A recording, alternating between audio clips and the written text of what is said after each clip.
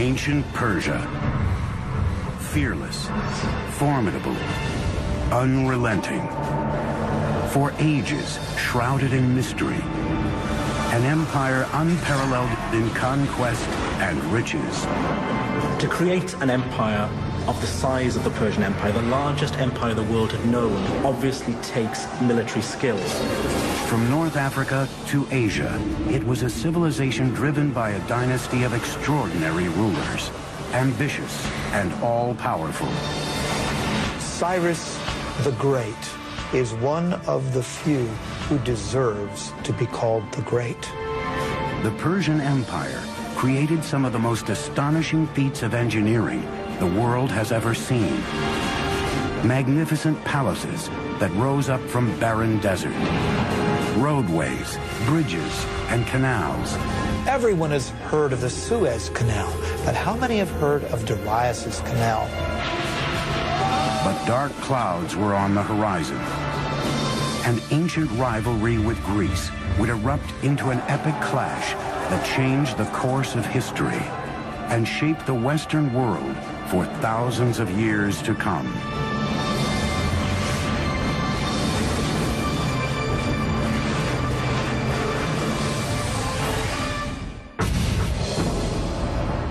(330 BC). A young Macedonian king conquers the Persian Empire and leads his invading army into Persepolis, its spectacular capital city. The Macedonian ruler is Alexander the Great, an admirer of the great Persian kings. By sundown, the Greek victory celebration degenerates into a drunken melee. By sunup, Persepolis, the crown jewel of the Persian Empire, with palaces unrivaled anywhere in the world, is burned to the ground. More than 2,500 years later, these immense towers stand as testament to the soaring heights this now forgotten empire once reached. I equate Persia with luxury, with rich tapestries and beautiful rugs and my mother's fat, fuzzy Persian cat named Otis. But I also think of a fantastic Persian king named Cyrus the Great, who believed in religious and cultural tolerance, and who freed the Jews from Babylon to return to Israel. Hello, I'm Peter Weller, and welcome to the Persian Empire. Around 4000 BC, two nomadic tribes were starting to take root in a rich but hot Iranian plateau. The Medes in the north, the Persians in the south.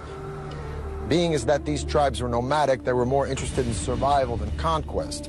As they became less nomadic, they had to learn how to farm, in particular how to cultivate this fertile Iranian plateau. But to do that, they needed a source of water. The early Persians may have very well become dust in the winds of history had they not unlocked a source of water and, just as importantly, a means to channel that water to their crops and settlements. And what makes this engineering feat so remarkable is that they found this water not from rivers or lakes or oceans, but from the most unlikely source of all, rocks. Persia emerged out of nothing, a rugged, hostile terrain built with only invention and determination. 3,000 years ago, nomadic early Persians roamed the parched, forbidding Iranian plateau. Finding water meant traveling long distances. It fell to a hybrid engineer, geologist and diviner called a Mogani to figure out how to bring it back to his people. Using nothing more than stone chisels, Moganis would build the first cornerstone of the Persian Empire. A breakthrough system of underground irrigation canals called qanats. They began by harnessing gravity to exploit the natural topography of their land, which sloped relentlessly down from the Alborz Mountains towards the Persian Gulf. Vertical shafts were first dug down from the surface, and the tunnel was excavated horizontally for a short distance. Then another vertical shaft was built, approximately 3/4 of a mile up the slope, and the channel continued. It can be sometimes 20, 30, 40 kilometers away, so it's a very skilled operation, to the point where the gradient of the water channel meets the aquifer, or the groundwater, sloping up at the point where the mountains begin. The angle of the slope was crucial. 1 unit in elevation for every 100 on the horizontal. Not too steep, because that would erode the base of the water channel, and of course not so flat as to prevent the water from moving to its intended destination. 2,000 years before Rome's legendary aqueducts, the Persians were channeling massive amounts of water over long distances. In hot, dry climates, with minimal loss due to leakage or evaporation. Water means food. But the engineering technology to locate that water and move it was a carrot that the Persians were dangling in front of their neighbors. Around 700 BC, all of these tribes were united under one legendary figure named Achaemenes, who founded a dynasty. But this dynasty thrived and flourished under one guy, a guy I would have liked to have met, named Cyrus the Great. Cyrus created and maintained an empire thanks, no doubt, to his military savvy, but he was also a political genius. He was an excellent, benevolent manager of men. Historians have called him humanist. The Jews call him Mashiach, or anointed one. His own people called him father, and even the Ionian Greeks whom he conquered called him a just and worthy lawgiver and ruler. Cyrus the Great came to power in 559 BC. It was the beginning of the Achaemenid dynasty. Their reign would change the course of history and redefine architectural possibility. If you're looking at the greatest personages in history who have affected the world, Cyrus the Great is one of the few who deserves that epithet, the one who deserves to be called the Great. The empire over which Cyrus ruled was the largest the ancient world had ever seen, and may be to this day the largest empire ever.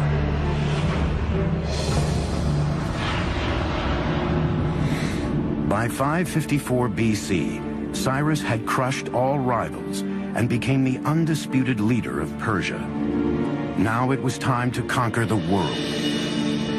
And if he was going to build an empire, he would need a magnificent capital city to reflect its growing stature.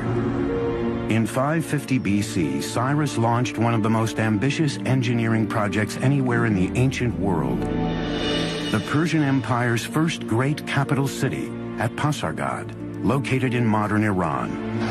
Cyrus was a very innovative builder, and I might add that his standards were particularly high.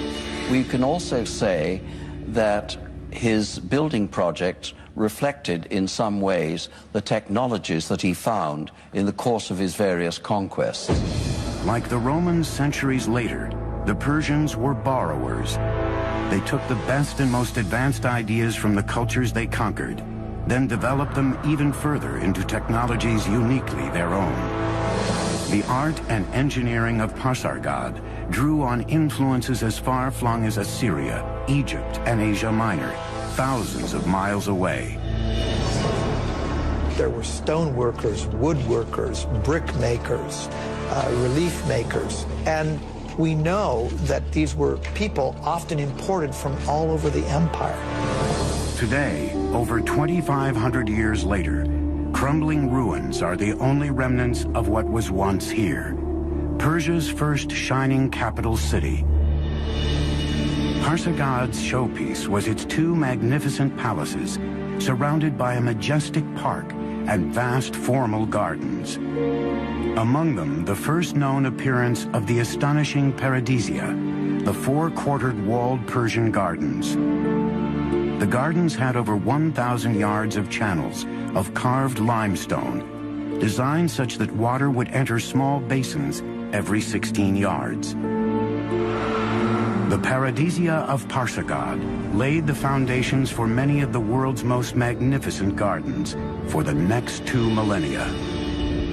What's particularly different with the Paradisia is the application of the geometric design. So we have squares, rectangular designs, floral designs, cypress trees, wild grasses, roses, lilies, all kinds of vegetations. And this is the concept of the modern park as we know it. As Pasargad was being built, Cyrus added to his dominion one enemy kingdom after another. But Cyrus was a very different kind of king.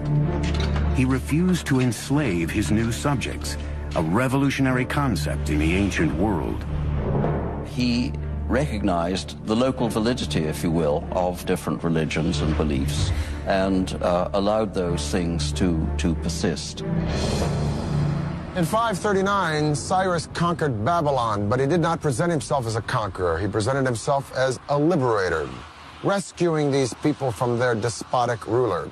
And then he did a totally unprecedented thing. He freed the Jews. The Jews had been living in Babylon in captivity ever since Nebuchadnezzar destroyed Jerusalem and their temple. And Cyrus freed them. Now, it could be said in hindsight or political history that Cyrus was looking for a buffer state between a hostile Egypt and his own empire. But so what? The point is that no one had ever done anything like this, and hardly anyone has ever done anything like it since. And subsequently, he is the only Gentile in the Bible to be referred to as Mashiach, or Messiah.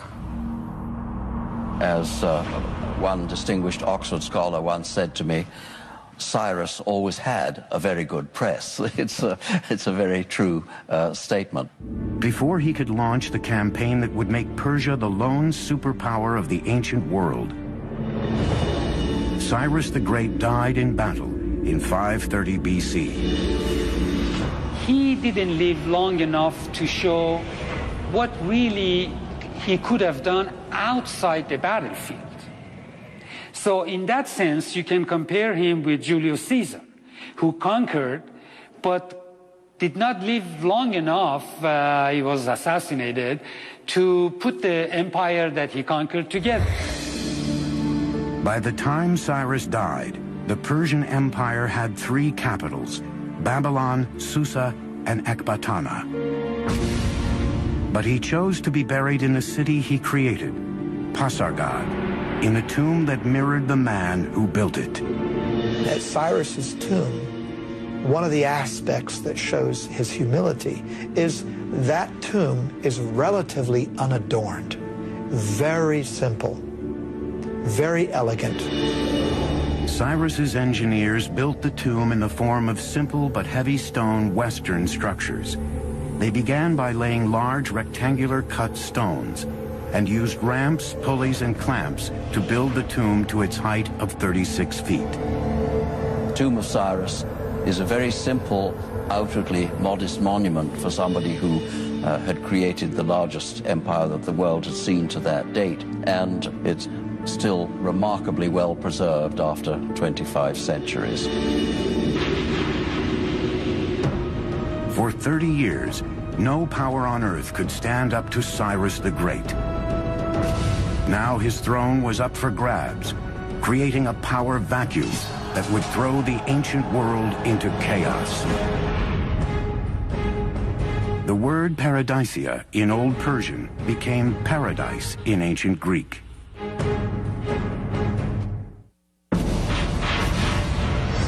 (530 BC). Cyrus the Great, the architect of the greatest empire the world had ever known, is dead.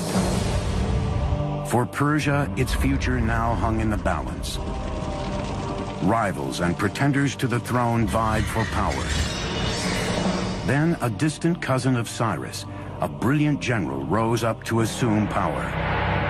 When the smoke cleared, the Persian Empire was securely in his grasp. His name was Darius. And he would become arguably the greatest Persian king and one of the greatest builders of all time. Darius hit the ground running. He began by rebuilding the old capital of Susa with grand new palaces adorned in glazed brick. Today, the magnificence of the capital Susa is even found in the Bible. When the Greeks talk about Persian palaces, for example, they routinely mention Susa. When the Old Testament book of Esther talks about Persian palaces, it's Susa that they mention. But the new king of Persia wanted a ceremonial capital all his own. 518 BC, Darius launched one of the most ambitious construction projects of the ancient world. Located near the modern city of Shiraz, it would become known as Persepolis, or Persian city in Greek. All of the palaces rose from a vast stone platform designed to enhance the stature of the empire. The terrace square is huge, over 125,000 square meters. And he had to modify the landscape. His engineers had to come in and level out part of the area, and they had to build a retaining wall. He wanted it to be seen from a distance. That's exactly why you build up a terrace, so it could be viewed from afar. That makes it all the more grand and imposing. Persepolis was a colossal engineering challenge, with walls more than 60 feet high and 35 feet thick, and great halls featuring intricately designed columns. Thousands of architects, craftsmen, and laborers, along with tons of materials, were brought from the far reaches of the empire. Most ancient empires were built by massive armies of slave labor, but Darius, like Cyrus, believed in paying for the work that built Persia's palaces and monuments. Every worker was given his due, his or her due, because we also find women in the workforce as well. Depending on their skill, what the quality they brought to the work, they were paid accordingly. No expense was spared. Persepolis would be the signature monument of Persian power and glory. First of all, it's important to remember the origin of the Persians themselves. That is to say that these were a nomadic people. They lived in tented accommodation, and they would up their tents, move somewhere else, and plant their tents again. Now, as time went on, these tents became more and more elaborate affairs. And essentially what we're having at Persepolis is a tent turned into stone. The Apadana is nothing more than a stone tented building.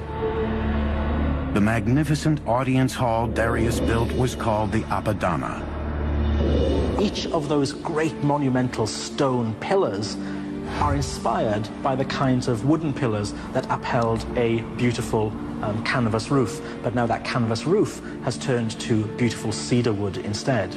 So the nomadic origins of the Persians gives the impetus to part of their architecture, but that's not all.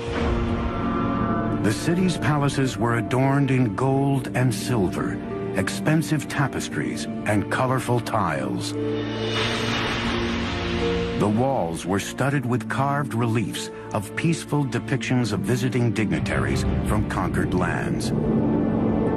But Persepolis' spectacular engineering achievements extended far beyond the city walls. Its intricately designed and constructed water and drainage system were unrivaled anywhere. Before the actual soil was placed in, first, Darius's engineers constructed a drainage system, plumbing, drain pipes. These would be covered. Water was also brought in along the Qanat system. But then those drain pipes, which would drain the effluents out, those were taken underground below the surface where the visitor would never see that. Even during his most ambitious projects to enhance the empire's monuments and infrastructure, Darius never stopped expanding his empire. Under the brilliant leadership of Darius, the Persian Empire grew to staggering size.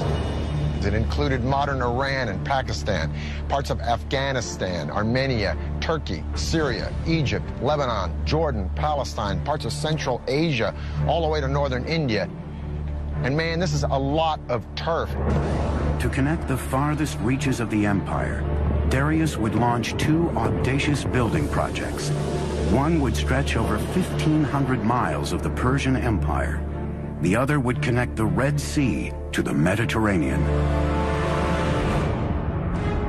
Creating gardens was held in such high esteem that the Persian kings wished to be remembered as gardeners.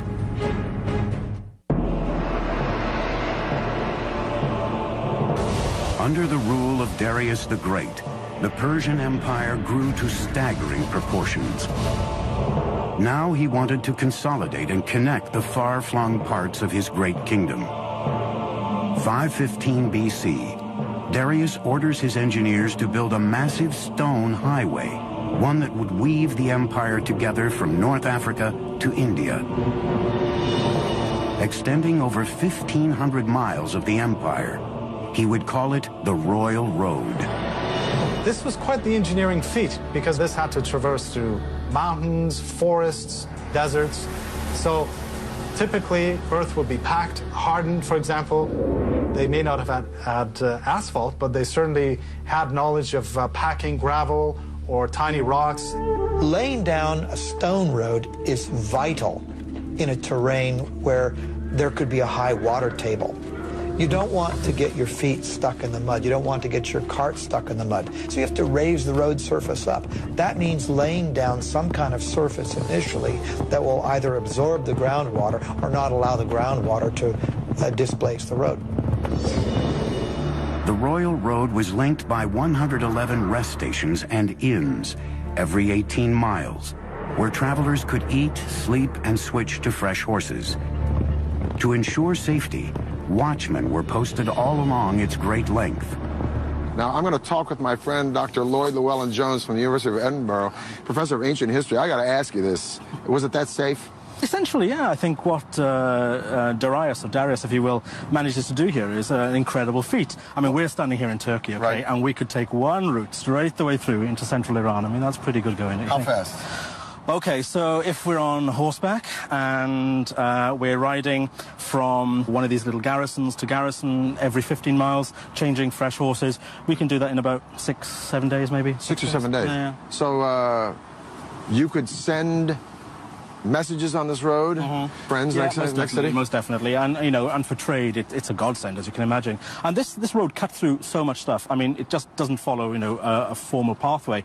It has to cross rivers, so it crosses the Tigris, it crosses by the ferry, River by ferry, right?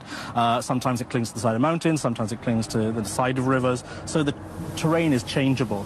It's not drained or anything like that, so it's not as advanced as some of the Roman roads we get in later periods. So it doesn't have a gutter system? No, nothing like that, nothing like that. But what it's essentially is, it's sort of maybe 20 feet wide with a sort of chip-in base, which is good for horse treads and that kind of stuff, you know. And carriages and exactly, to get things through as quickly as you can, basically. Well, Lloyd, it's been a pleasure talking with you. Yeah, thank you for enlightening us about this incredible road.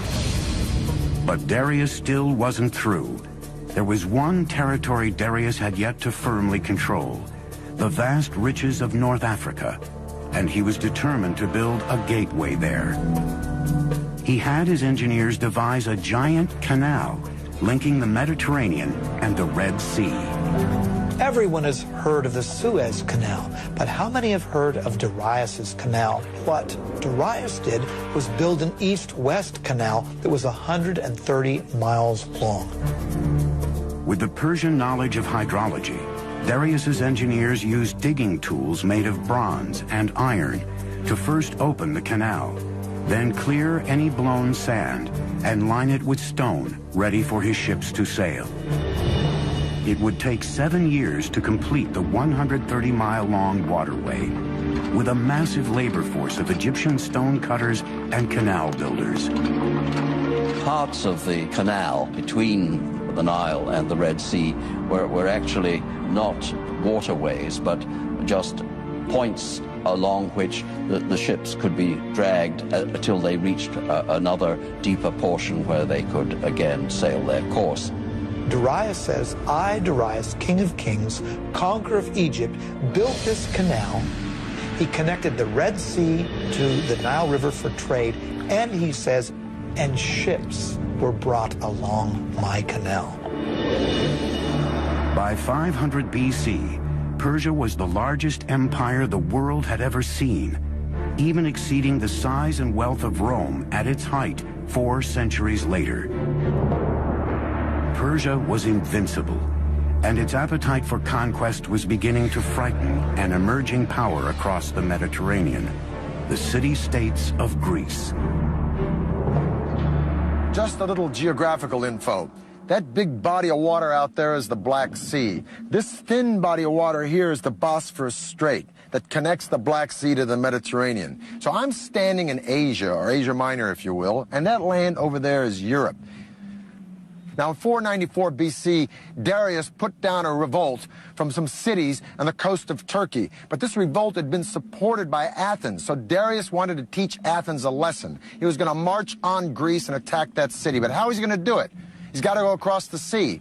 Well, he takes a bridge of boats, pontoons, if you will, and lines them up from that point to that point and marches an army, so Herodotus says, of 70,000 men across the sea to attack Greece. Amazing.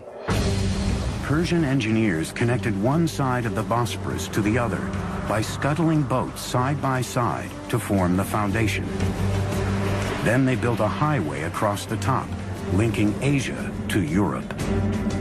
Probably this was a system of planks, and underneath there was a system of packed earth or perhaps dry wood to keep basically the road stable.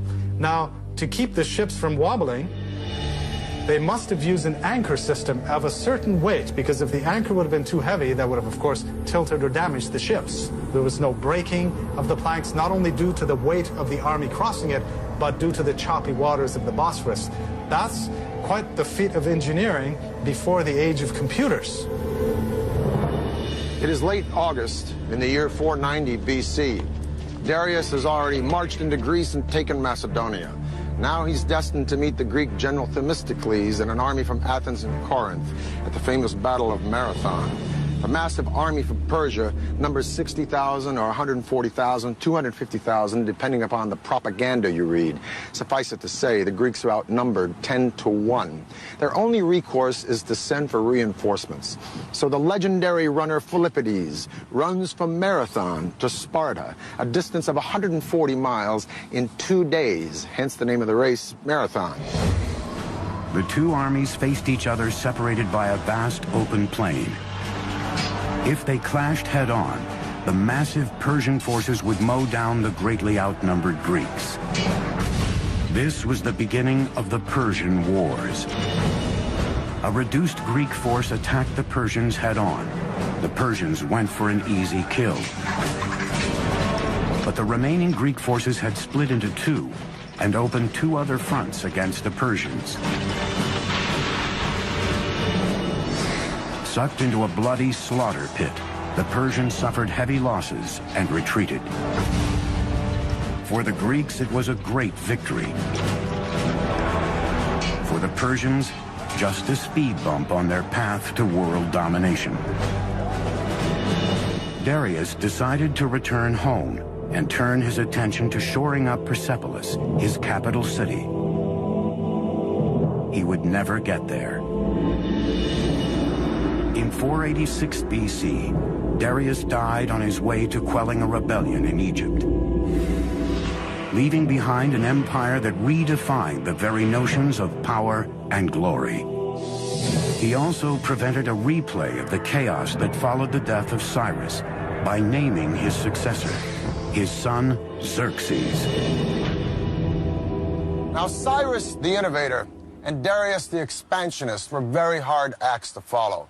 But Xerxes had been a king in waiting all of his life. And a couple of his first acts were to suppress a rebellion in Babylon, another one in Egypt. And then he went after the Greeks. Somehow the Greeks just stuck in his craw. Some historians argue that Xerxes was making a preemptive strike. Others say that he was just cleaning up the business of his father. Whatever the case, the Greeks were no longer intimidated or impressed by the Persians since they'd beaten them at Marathon. And so Xerxes buddied up with the Carthaginian navy and the tip of what is now modern Tunisia, and he decided to beat the Greeks at sea. Discovered in 1931, Persepolis is one of the last archaeological excavations that dates back to the ancient world. 480 BC, the Persian Empire is at its peak, vast, immensely powerful, and incredibly rich. It's been 10 years since the Greeks defeated Darius the Great at the Battle of Marathon. His son Xerxes is now the latest absolute monarch in Persia's Achaemenid dynasty, and Xerxes wants revenge.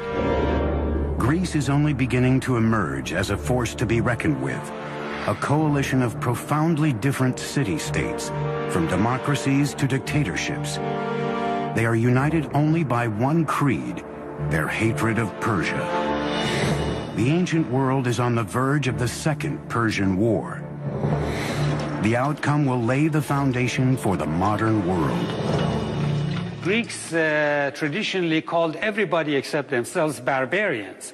So this whole thing really between East and West started probably with the Persians and the Greeks and continued ever since. The Persian invasion of Greece would be one of the greatest collaborations of strategy and engineering in military history. The massive invasion would be a complex land-sea assault, demanding some astonishing feats of engineering. Xerxes wanted his forces to enter Greece at the isthmus of Mount Athos, but the seas there were so turbulent, the king directed his builders to dig a canal across the isthmus. With vast manpower and expertise in canal engineering, Xerxes' engineers took a mere 6 months to complete the canal across the isthmus. But the next challenge facing his generals and architects was even greater. The huge Persian army still had to cross the 1.5-mile-wide Hellespont. To this day, their solution is considered one of the most ambitious engineering projects ever conceived for a military campaign. Borrowing a page from his father's book, Xerxes ordered a double pontoon bridge built across the Hellespont. A feat of engineering that would far surpass the bridge Darius built at the Bosphorus. But what's very interesting is that 674 ships were now lined up. How were these ships kept stable? This must have been quite an engineering feat. The Bosphorus is not a very calm area. It can be quite choppy. The row of ships were kept in place with a very taut system of cables, probably 2 large cables that ran between Asia and Europe. Now remember, a large number of troops crossed this bridge, perhaps up to 240,000 troops. The ropes allowed the boats sufficient flexibility of movement in the turbulent waters. Each section of the bridge was built on 2 boats connected by planks, so the entire roadway could ride the waves, absorbing much of the surface choppiness. Persian engineers then constructed a platform across the top of the boats, then the roadway on top of that. With each wood plank, a superhighway emerged, crossing the Hellespont using battleships as the foundation. Remember, we're dealing with the hooves of tens of thousands of cavalry, including armored cavalry, which would have been much, much heavier. The ships were amazingly kept stable, so this allowed Xerxes to cross with his army into Europe and cross back when he needed to, and the ships were kept in place. And for a short period, Europe and Asia were one. 10 days later, with his bridge complete, Xerxes marched into Europe. The whole army crossed with heavy equipment, heavy cavalry, and the planks were kept in place. There was no breaking of the planks, not only due to the weight of the army crossing it, but due to the choppy waters of the Bosphorus. Xerxes' strategy was simple: overwhelm the Greeks on land and at sea with superior numbers. Once again, the Greeks were led by the great general Themistocles. He knew he couldn't beat Xerxes on land, so the entire campaign was designed to lure the Persian navy into a trap. In August of 480 BC, the 2 armies met at a spot chosen by the Greeks, Thermopylae, a mountain pass so narrow only 1 chariot at a time could get through. For days, the massive Persian army was stalled, bottlenecked on the wrong side of the pass, just as the Greeks planned. In the meantime, unseen by the Persians, Themistocles left with most of his army, leaving only a token force of 6,000 Spartans behind. Like his father before him, Xerxes was about to charge headlong into a Greek trap. When they finally broke through the narrow pass, the Persians easily destroyed the meager Spartan force Themistocles had left behind as bait and marched toward Athens. But when Xerxes reached the city, Athens was deserted. Xerxes suspected he had been duped and would make the Athenian people pay for it. For generations, Tolerance for their vanquished had been the hallmark of Persian kings. Not this time. In a very un-Persian-like act, Xerxes burnt Athens to the ground. The Persian king regretted it immediately, and the following morning ordered Athens rebuilt. But it was too late. The deed was done. His moment of rage would come back to haunt Persia nearly 200 years later. But this war was still far from over. At the same time, Themistocles was setting his trap that lured the massive Persian navy into the narrow bay at Salamis. Then he unleashed a surprise attack. The huge Persian fleet was caught in the naval equivalent of gridlock. They couldn't maneuver in the tiny bay, while the Greeks used their heavy triremes as battering rams to demolish the Persian ships. It was a decisive victory for the Greeks. Xerxes returned home defeated, king of a Persian empire that was no longer invincible. There is one high note in the Persian loss against the Greeks at the Battle of Salamis, one saving grace, a woman named Artemisia, the sole female Navy captain in the Persian fleet. She faked out the Greeks by ramming one of her own losing ships, and she sailed away to escape in the confusion. Her survival skills so impressed Xerxes that he was thought to have said, "My men are becoming women, and my women are becoming men." The Persian wars launched Athens into its golden age, but left the colossal Persian Empire vulnerable. It would be left to a young prince, a worshiper of Persia's great kings, to deal the empire its last blow. Humiliated by Artemisia's daring escape, the Greeks offered a huge price for her capture, but Artemisia had safely sailed home.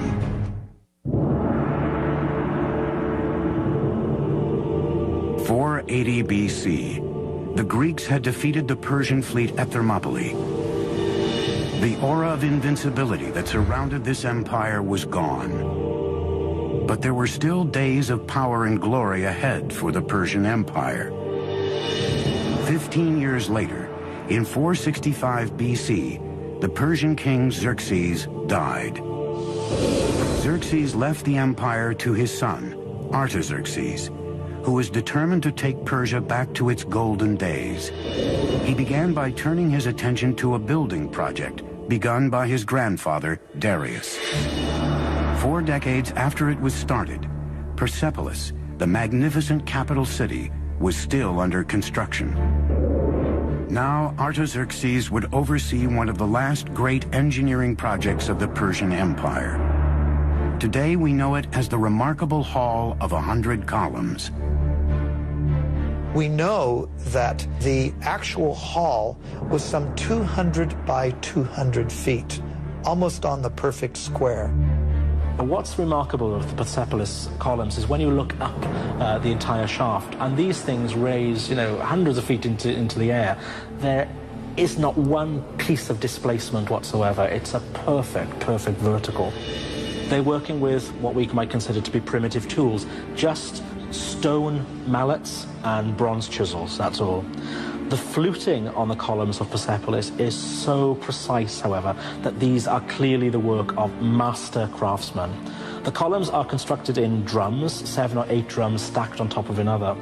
This is done by scaffolding the whole area around the column, and then with a crane, a wooden crane, literally moving each column drum in place.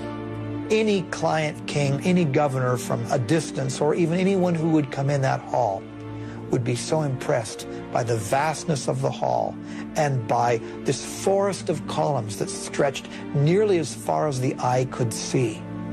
An amazing achievement. Across the empire, Persians were still producing some of the most extraordinary feats of engineering in the ancient world.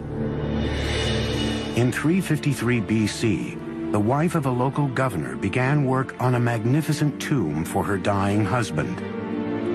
Her tribute to him would be a marvel of engineering and would become one of the 7 wonders of the ancient world, the Mausoleum of Mausolus. The marble monument would rise to 135 feet tall, enclosing a great courtyard. The roof was a pyramid with a staircase on each side, a pathway to heaven. More than 2,500 years later, the tomb of U.S. President Ulysses S. Grant in New York City would be designed after the mausoleum of Mausolus.